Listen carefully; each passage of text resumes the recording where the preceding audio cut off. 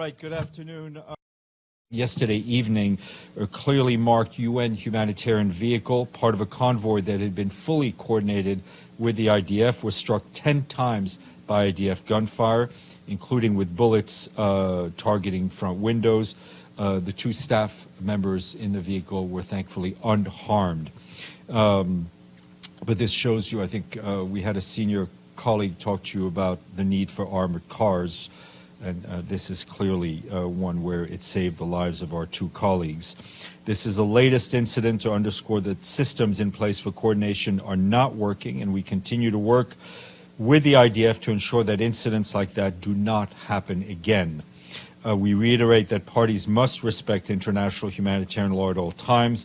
That means that civilians must be protected and their essential needs, including food, water, shelter, and health, must be met wherever they may be in Gaza.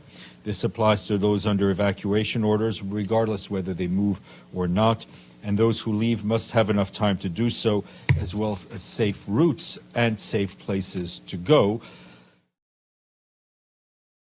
I guess the UN is in contact with the Israeli authorities about this incident, and what are they exactly saying about it? We're not really getting any answers. We're in contact with them all the time. That's what coordination means.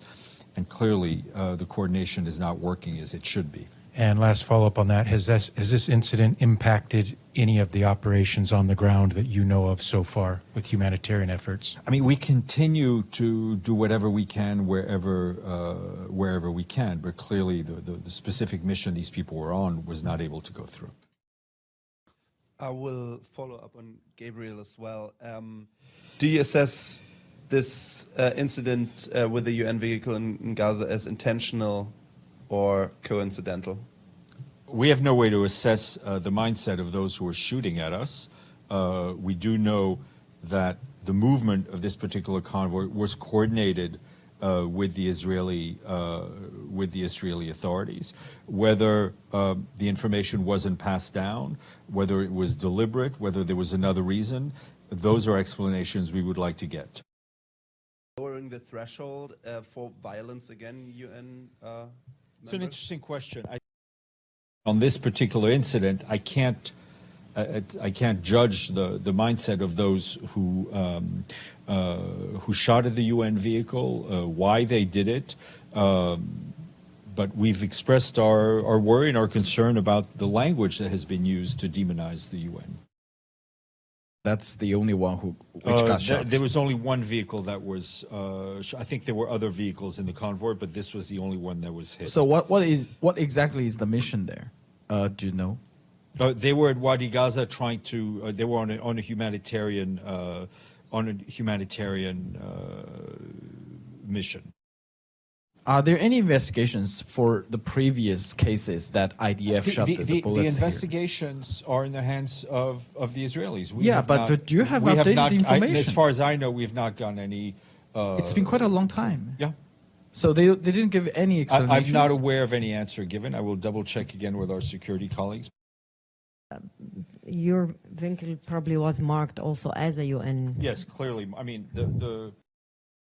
that logo is probably one of the most recognizable logos in the world, or anyone associated with UN. See derivations of that logo.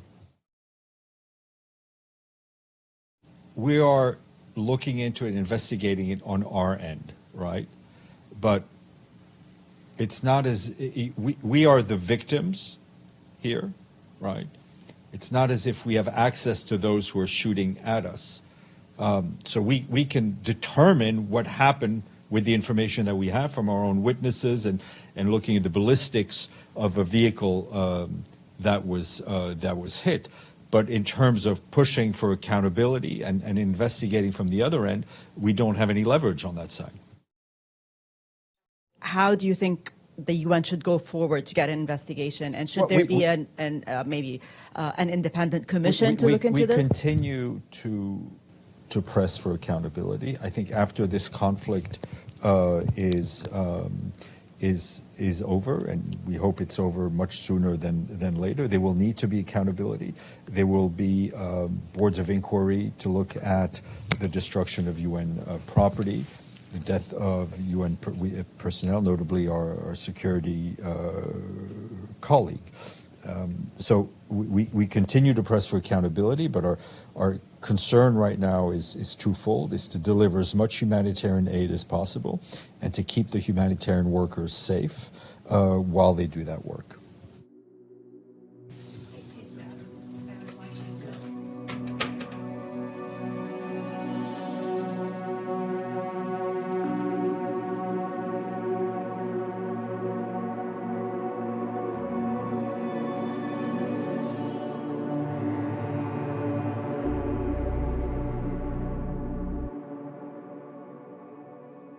Just yesterday, yesterday evening, a clearly marked UN humanitarian vehicle, part of a convoy that had been fully coordinated with the IDF, was struck 10 times by IDF gunfire, including with bullets targeting front windows. The 2 staff members in the vehicle were thankfully unharmed.